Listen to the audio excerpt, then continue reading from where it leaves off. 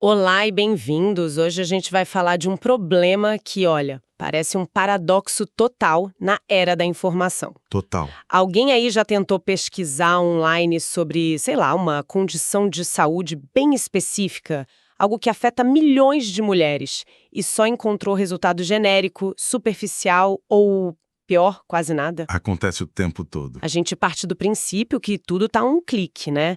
Mas a verdade é bem mais complexa. Bem mais. A nossa análise hoje, então, se baseia num artigo ótimo da Jerry Stengel, que investiga exatamente isso.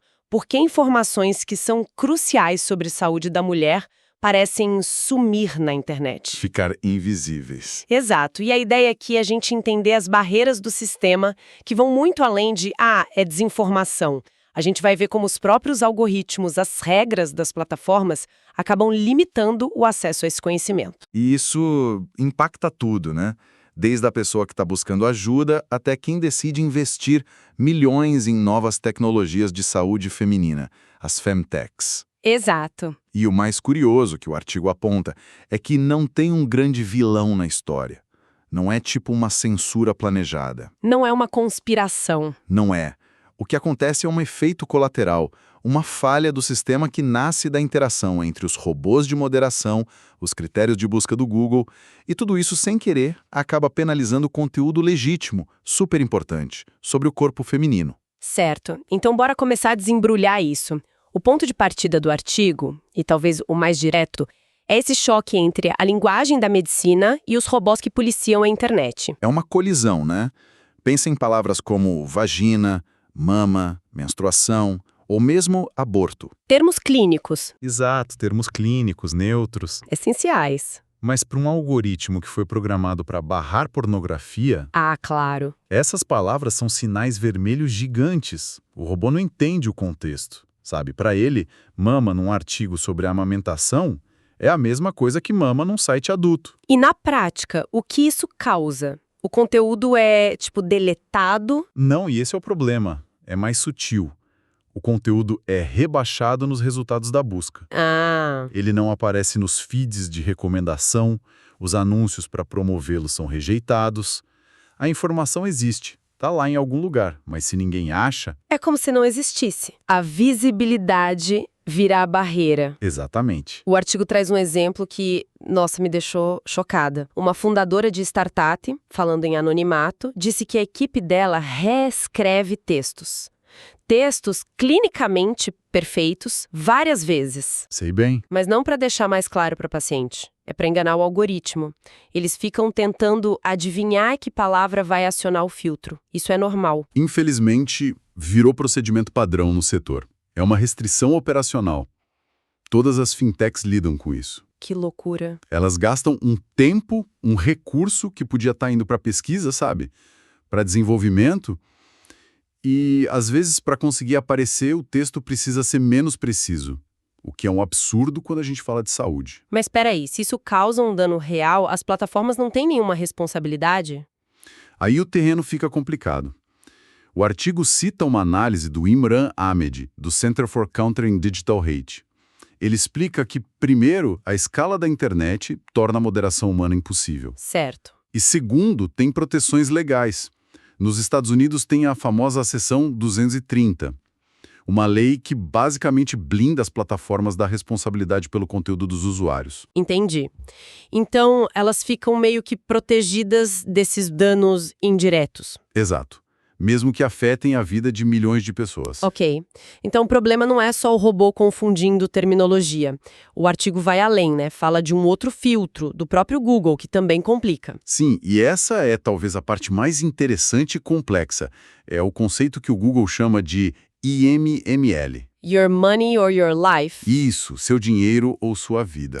Tá, mas sendo um pouco advogado do diabo aqui, essa regra não faz todo sentido? Eu não quero receber conselho médico de um blog qualquer. Não, com certeza. A intenção é nobre. Proteger quem está buscando de informação perigosa deveria ser a prioridade, né? Mesmo que prejudique algumas empresas no processo. A intenção é essa, sem dúvida. Ninguém quer um charlatão no topo da busca de cura para o câncer. O problema é que a ferramenta para garantir essa segurança é, muito bruta. Como assim? Para ser confiável num tópico IML, o Google exige os mais altos sinais de autoridade. E o algoritmo traduz isso como grandes instituições, sites do governo, hospitais famosos, portais de notícias gigantes. Entendi. A autoridade é medida pela escala, pelo tempo de casa. Exato. É como procurar uma receita super específica de um chefe famoso. E o Google só te mostrar resultado do portal genérico de culinária porque o site é maior. Nossa, ótima analogia.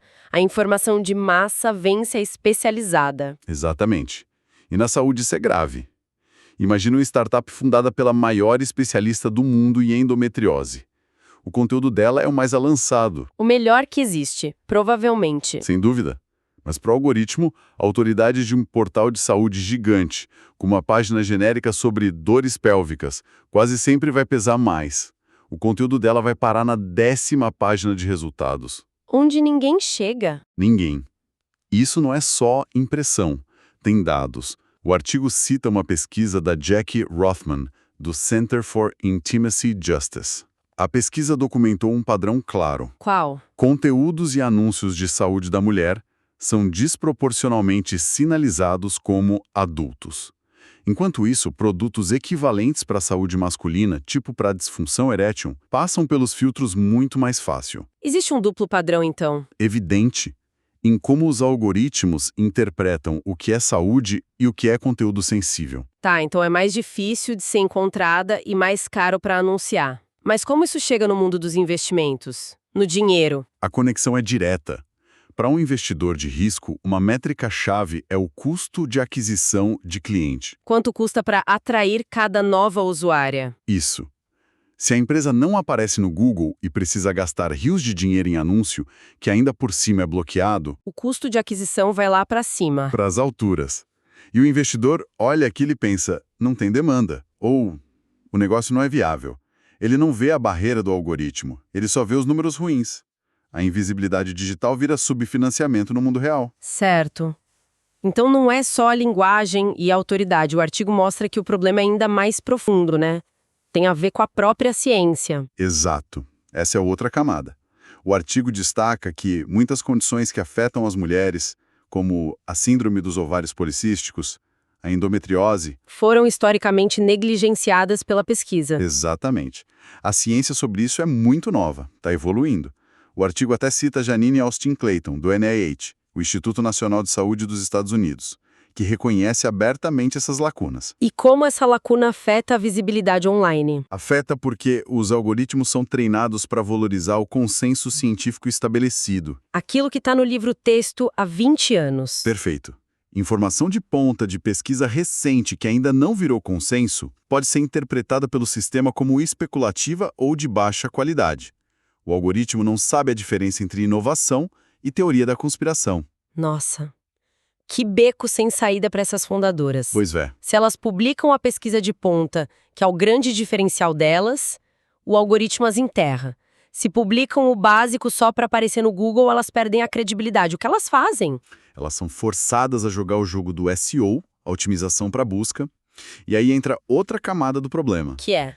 As estratégias de SEO hoje recompensam a superficialidade. Títulos tipo lista, os 5 melhores suplementos para menopausa. Perguntas diretas, Ah, claro. para responder rápido para assistente de voz. Exato. Isso atrai clique, gera tráfego. Que loucura. Então, o sistema recompensa quem simplifica e pune quem aprofunda.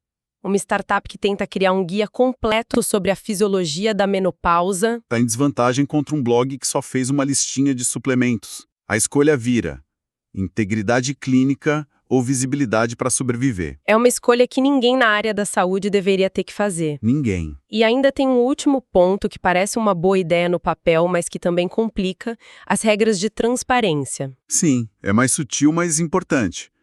Plataformas como Google Notícias, para ranquear bem, exigem sinais claros de transparência. Quem são os autores, biografias completas, contato. O que faz sentido para gerar confiança? Aonde está o problema? O problema é que muitos profissionais de saúde que trabalham com temas sensíveis, saúde reprodutiva, aborto, violência sexual, Entendi. eles precisam, por segurança, limitar sua exposição pública. Uma médica que trabalha numa clínica de planejamento familiar pode sofrer assédio se a biografia dela for fácil de achar. Claro. O sistema, buscando por essa transparência total, acaba penalizando a cautela. O conteúdo pode ser impecável, mas se a autora não tem uma persona pública completa, o algoritmo desconfia e rebaixa. Ok, vamos juntar as peças porque são muitas camadas. O que o artigo descreve é basicamente uma censura de fato, não intencional, mas que é resultado de vários sistemas batendo cabeça. Exato. Se a gente for resumir, são 5 barreiras.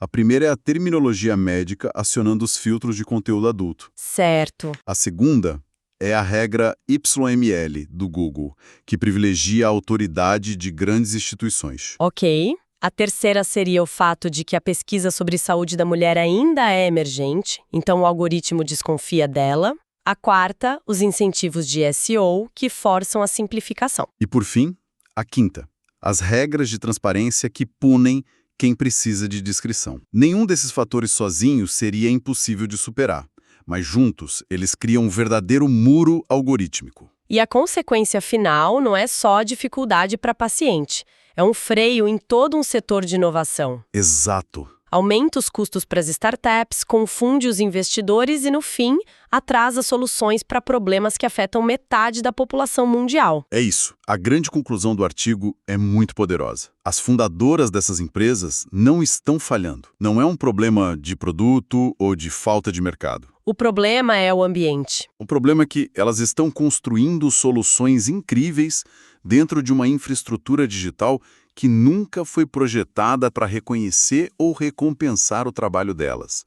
A inovação está sendo contida por falhas na infraestrutura de visibilidade. É um problema de encanamento, não de falta de água. Perfeito. É exatamente isso.